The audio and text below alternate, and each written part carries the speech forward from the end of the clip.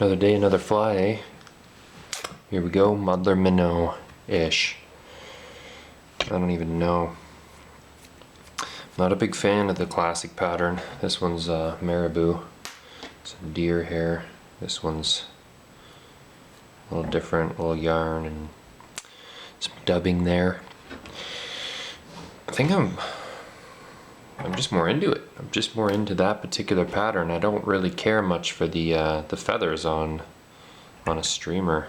I don't know why. I'll probably come around. I often do. But this works all the same, and it's super easy.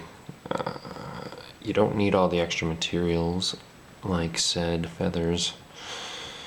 And I'm all about that, because every time I go to the fly shop, I end up spending too much money, only to find out that I forgot everything that I actually wanted. Because you get so distracted in there, man. Start looking at stuff and it's game over. I'm a sucker for a fishing store, that's for sure. Anyway, so we're gonna tie this one up. The classic pattern is pretty nice, but I don't find that it holds up the way I want it to. I fished my flies pretty hard, and yeah, I don't dig it, man. No offense to the fly fishermen that are a little more purist, I guess. They stay classic. Let's create new classics together. How about that? So, we're just gonna do this one real quick. I'm gonna try to keep this one a little shorter. I don't really dig when my videos go past 5 minutes. They always seem to. I start talking too much. That's the problem. This is a marabou feather. If you've ever seen an actual marabou bird, I think that's what they're called. It would make sense, wouldn't it? They're whack, man. Like, they are scary looking birds. I would prefer just to use their feathers and never see one in real life. So far, so good. Alright, so I just wrapped this around here. Way doper than chenille. Not a big fan of that either. Maybe that's my own way of being pure. A purist of my own right. Because why bother? That looks just like it. Like, what a waste of money buying Chanel.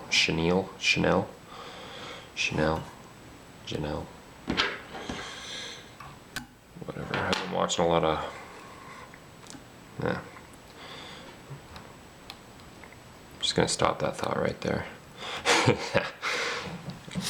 Alright, we're halfway there, people.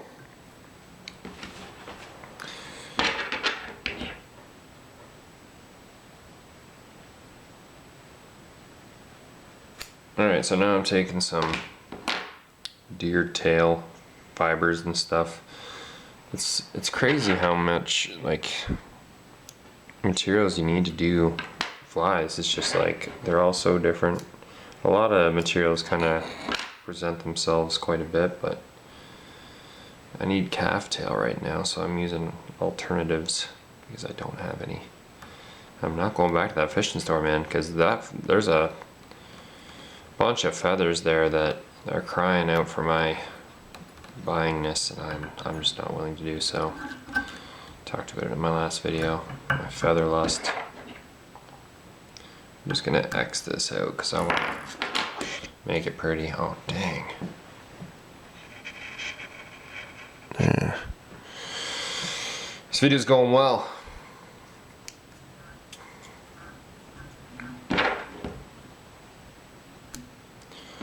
Some brown in there. Alright, now I'm gonna move to deer hair. I always seem to do the same thing with this deer hair. I always go overboard. Just too much. Because you want these buggers to sink. Like, I got a sinking line, like probably a lot of you guys do. And I'll use that for these to get it down low, but you don't want it to float, man. I don't want it to float anyway. So this is just going to kind of go on long. The first one's going to go on a little bit longer. I'm going to start long and work our way up.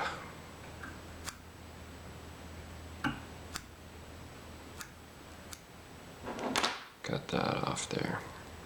This doesn't have to be super clean because we're just going to be covering it up anyway. Just put a couple wraps to make sure it's going to stay on there. And I'm going to continue. And you don't have to worry about this, it's all going to get trimmed. It's funny when you start tying different patterns. I've been tying this for a couple days. I've been working on a bunch of different stuff. Getting my box all set up for the spring because the spring is coming real soon.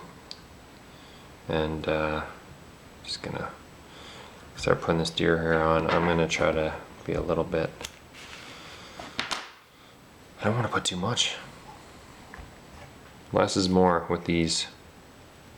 Right in the middle, give it a tighten and it'll pull itself up. Super easy technique. But yeah, I want to get my box all set up for the spring. I think it was like +8 here. I'm in Alberta. And oh man, that was nice. Everything's melting and feeling pretty good about that. So fishing, I'm going to be putting tying on the sidelines, so I'm trying to get as much tied as I can so I can just go fish, because summer seems to last 2 days where winter seems to last 6 years, and that's just the way it is. I don't think it's going to change, so might as well be prepared.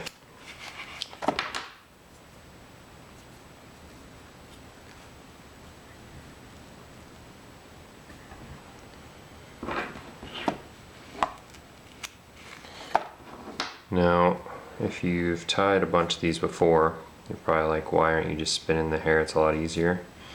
Well, that's because I'm crazy. Like, I should be doing that. That makes perfect sense. I just get kind of stuck in a routine and I start doing things. And then I start getting used to those things, and now we're here and we're doing it like this. And I think to myself, why am I not spinning this hair? It would just be so much easier. But we're not there right now, so that's good enough. I feel good about that. Right now it just looks like a mess. I should just go out and fish it like this and see what happens.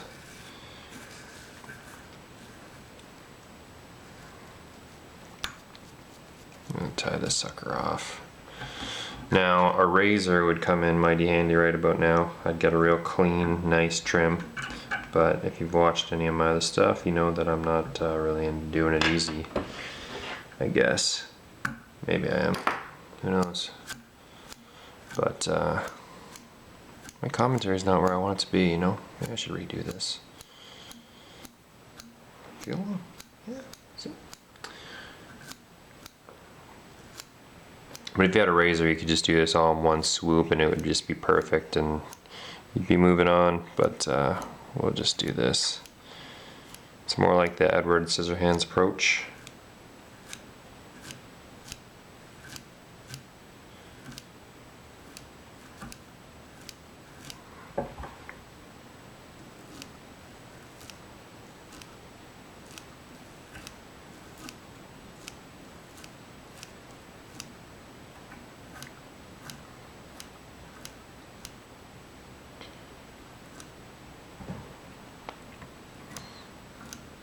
Can do this for days. Just days and days, just trimming this nice and perfect.